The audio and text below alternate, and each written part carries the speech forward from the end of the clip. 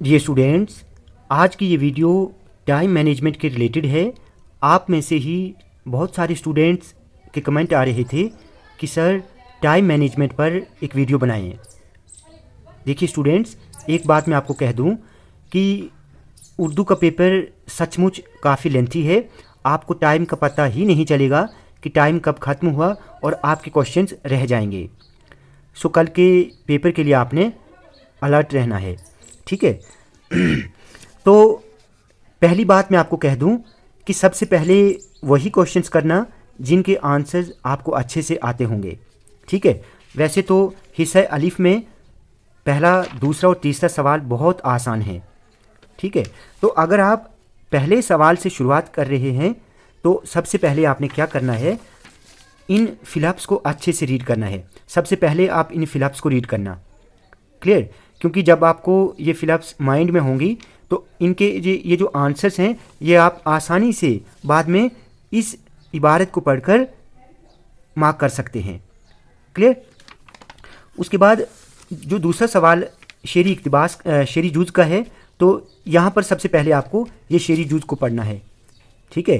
क्योंकि इसको पढ़कर ही आपको पता लगेगा कि ये किस नज़्म का है और किस शायर की नज़्म से लिया गया है।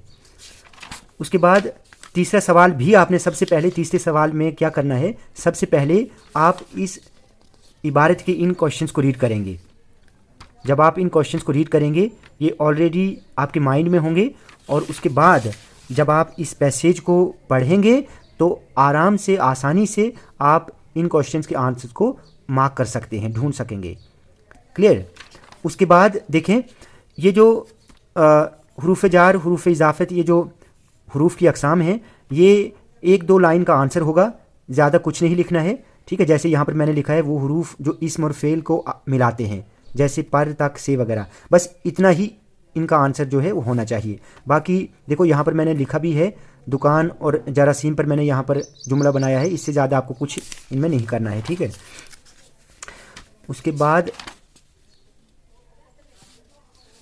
देखो यहाँ पर भी बच्चों का क्वेश्चन था कि सर क्या यहाँ पर हमने इन मुहावरात का मानी लिखने हैं, मतलब इनके मानी हमको लिखने हैं। तो देखो यहाँ पर अगर क्वेश्चन में इनके मीनिंग पूछे होंगे तो फिर आपने लिखने हैं, अगर नहीं पूछा होगा तो नहीं, आपने नहीं लिखने हैं। यहाँ पर देखो नहीं पूछे हैं तो आपको सीधा इन पर सेंटेंस लिखना है, क्लियर।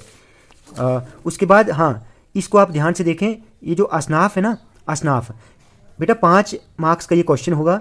तो आपको एक पेज काफ़ी है, अगर आपकी स्पीड अच्छी है तो फिर आप आगे लिख सकते हैं, लेकिन जिन स्टूडेंट्स की स्पीड ज़्यादा नहीं है तो एक पेज का आंसर काफ़ी है, एक पेज का आंसर बहुत है, आपको यकीनन 5 मार्क्स जो हैं वो मिल जाएंगे।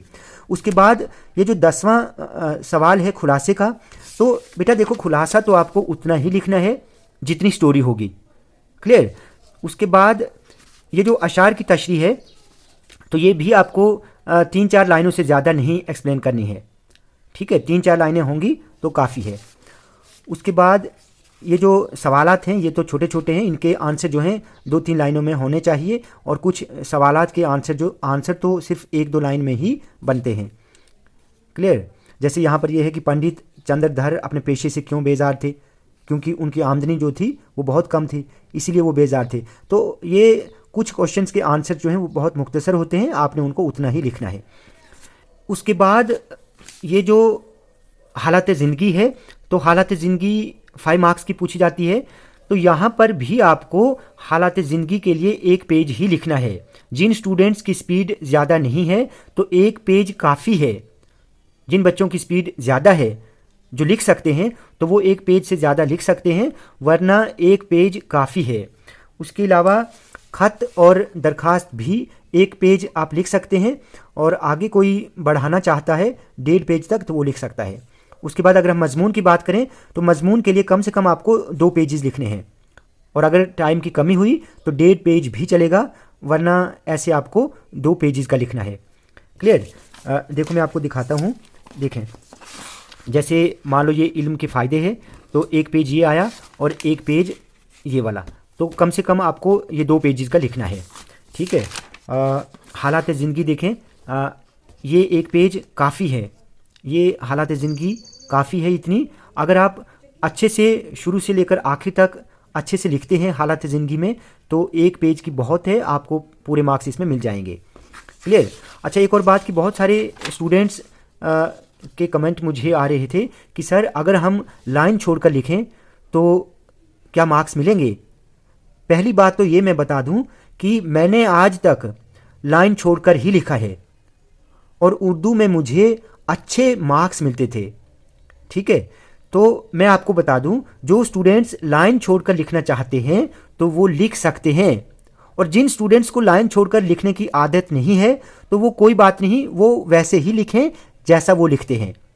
वरना जो स्टूडेंट्स लाइन छोड़कर लिखना चाहते हैं तो वो आसानी से लिख सकते हैं, उनको अच्छे मार्क्स मिलेंगे। क्योंकि देखो, लाइन छोड़कर एक अच्छी प्रेजेंटेशन बनती है।